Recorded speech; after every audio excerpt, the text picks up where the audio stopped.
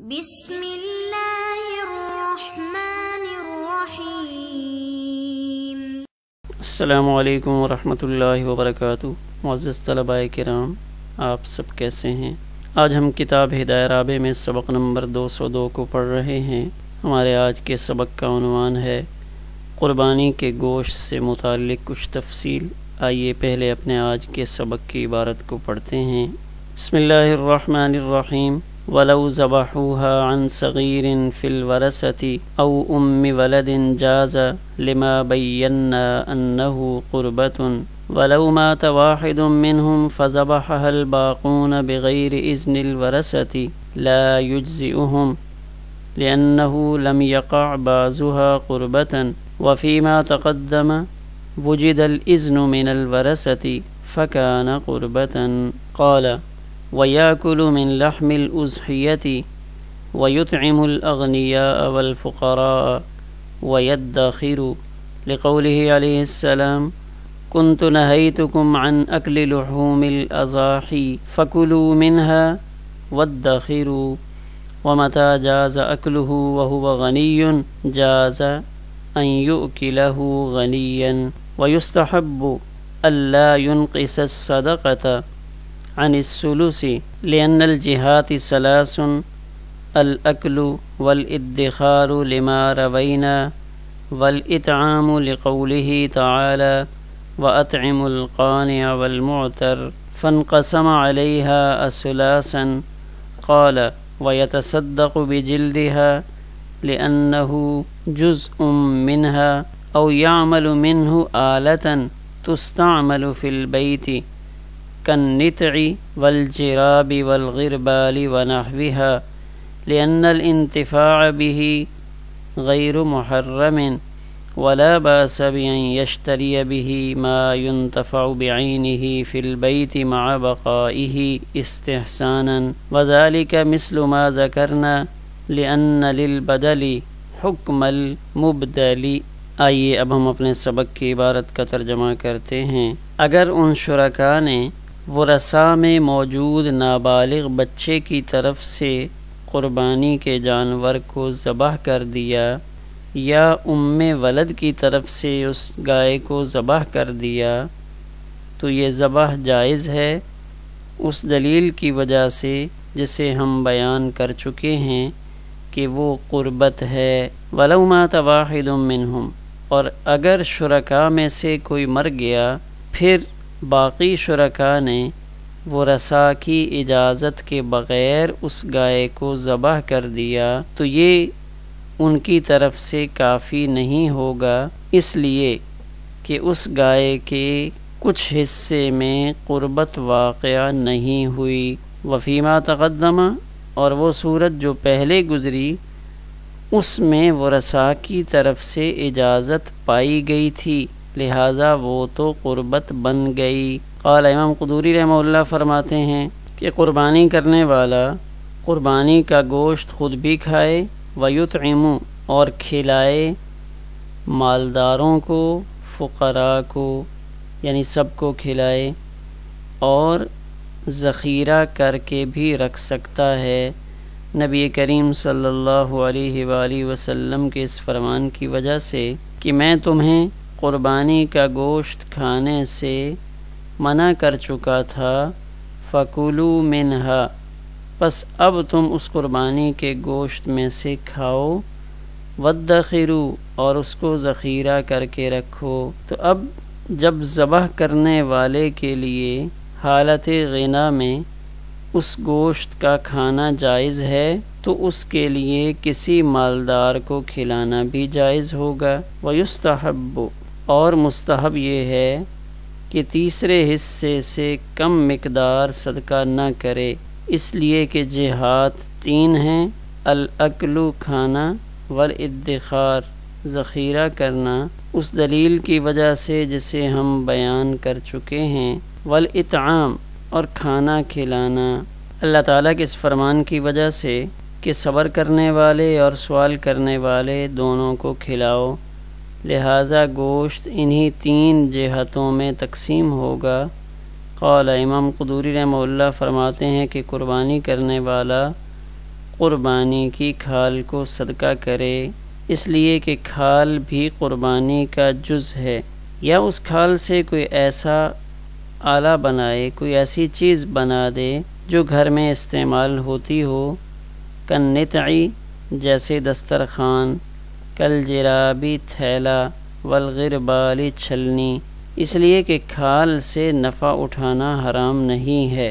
ولا باس، اور کوئی حرج نہیں ہے کہ وہ قربانی کرنے والا کھال کے بدلے میں کوئی ایسی چیز خرید لے جس کی عین سے اس عین کی بقا کے ساتھ گھر میں نفع اٹھایا جاتا ہو، اور یہ حکم استحساناً ہے، اور یہ اس صورت کی مثال ہے جس صورت کا ہم نے پہلے ذکر کیا، اس لیے کہ بدل کے لیے مبدل کا حکم ہوتا ہے۔ آئیے اب ہم اپنے سبق کی تشریح کی جانب بڑھتے ہیں۔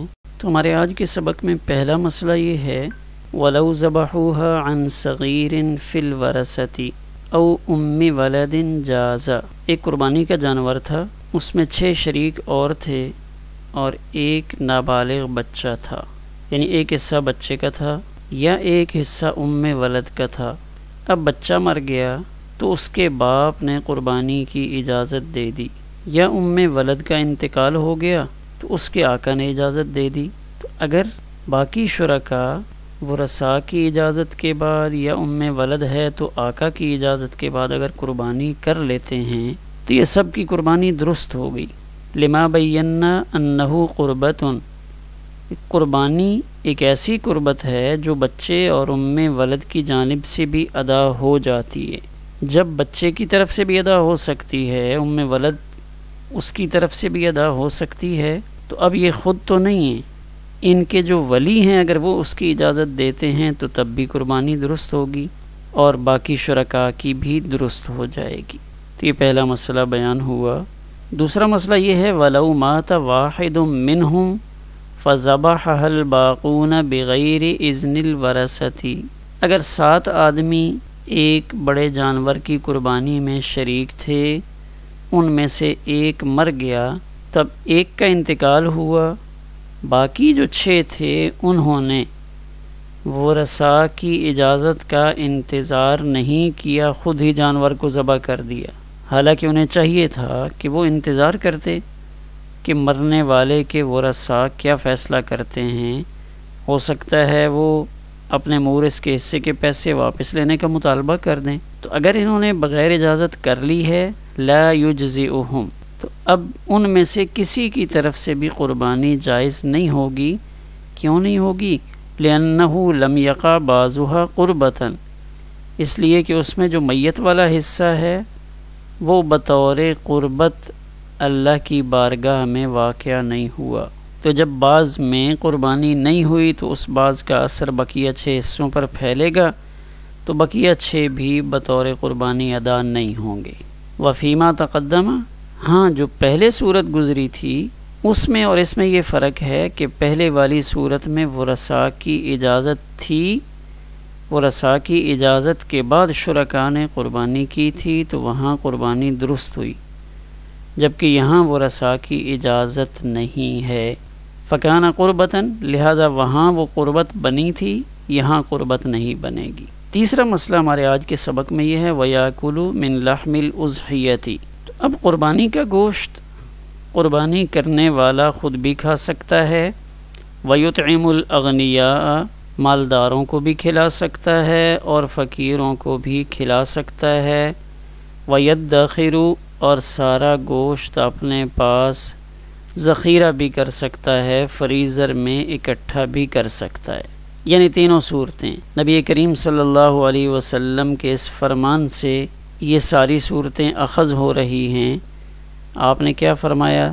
کنت نہیتکم عن اکل لحوم الاضاحی، نبی کریم صلی اللہ علیہ وسلم نے ارشاد فرمایا کہ میں تمہیں قربانی کا گوشت کھانے سے منع کرتا تھا، تو اب فکلوا منہا، اس کو کھاؤ بھی، وادخروا، اور جمع کر کے رکھ سکتے ہو تو رکھ بھی لو، ومتی جاز اکلہ وہو غنی، تو اب یہاں ایک چیز کی طرف اشارہ کر رہے ہیں کہ جب خود بندہ غنی ہو حالت غنا میں، جب خود اپنی قربانی کا گوشت کھانا جائز ہے، یہ بندہ غنی ہے، مالدار ہے، تو جب یہ غنی ہونے کے باوجود خود کھا سکتا ہے تو جاز ان یؤکلہ غنیا، تو پھر یہ اور غنی مالداروں کو بھی کھلا سکتا ہے، یعنی فقیروں کو تو کھلا ہی سکتا ہے۔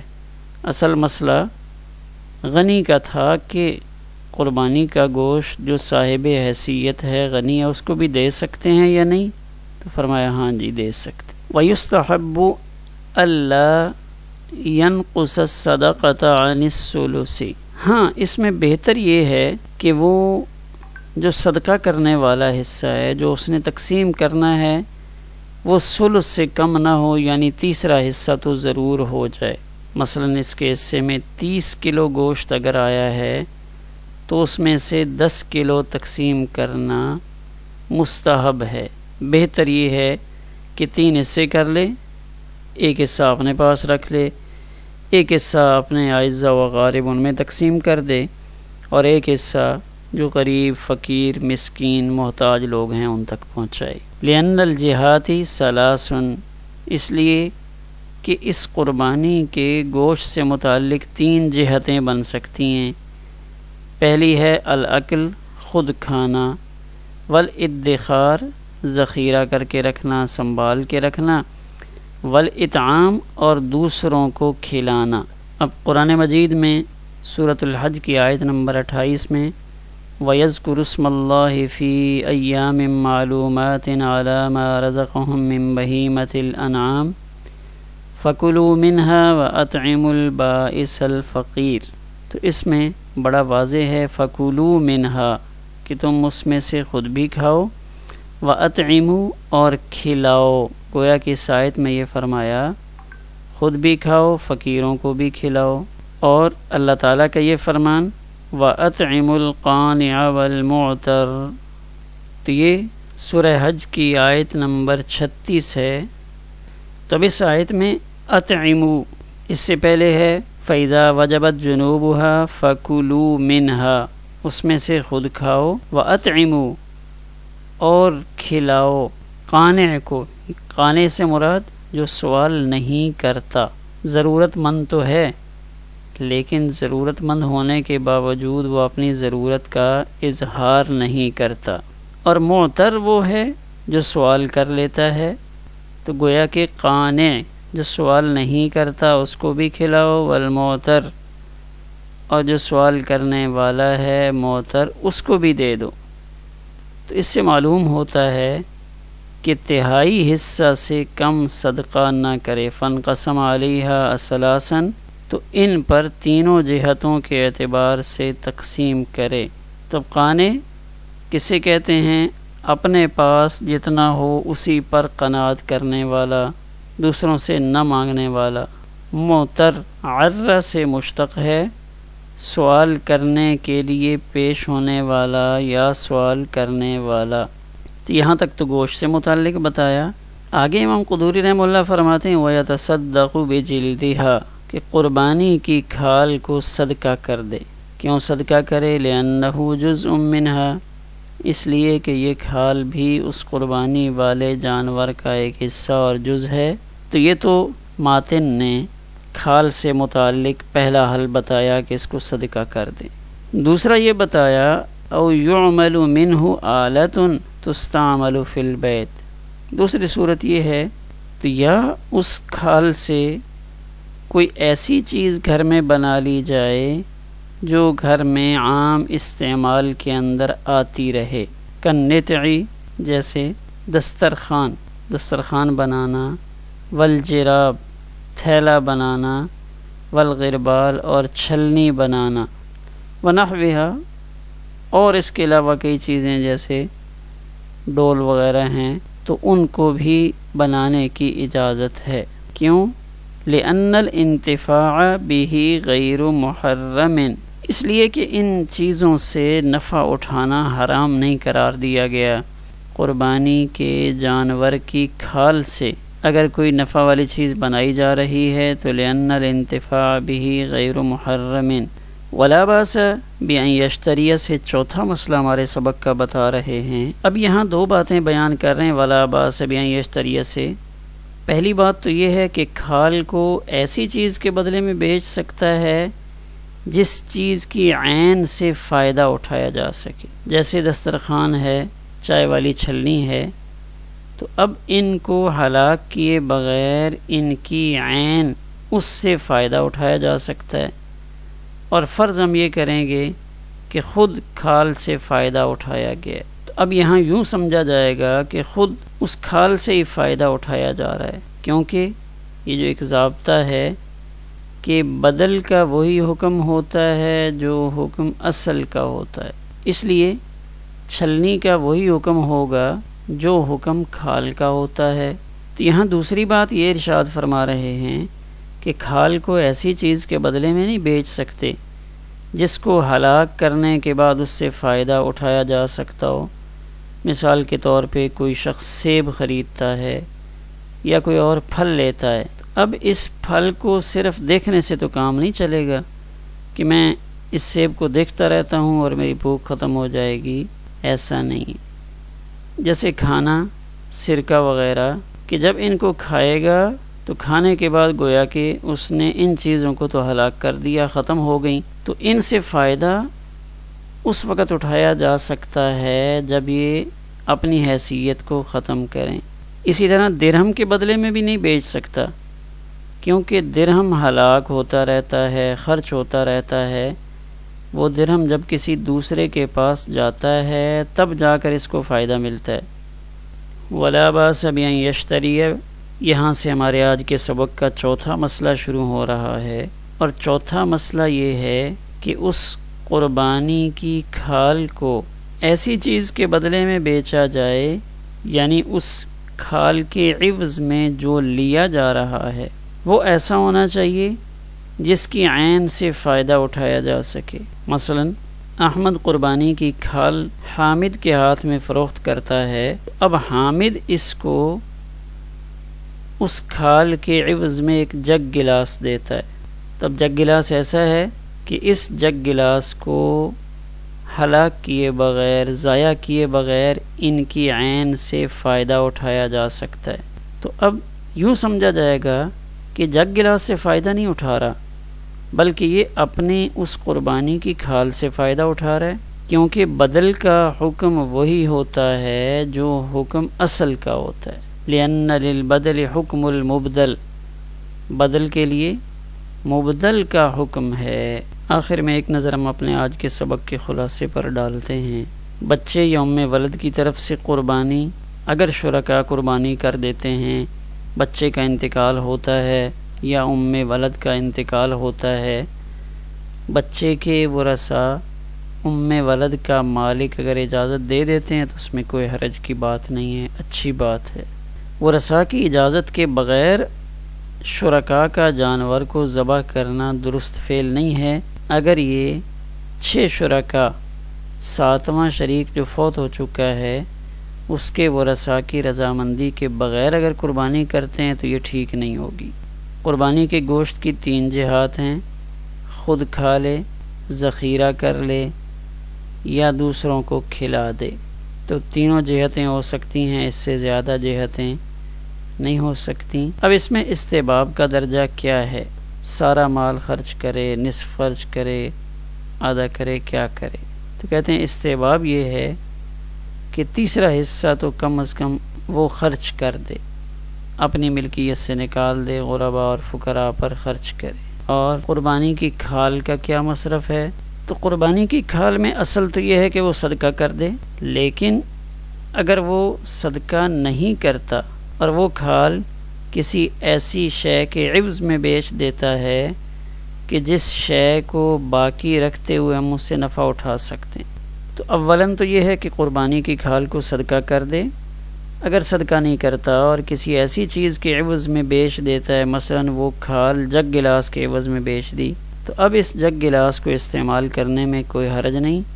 ہمارا آج کا سبق اسی پر مکمل ہوا۔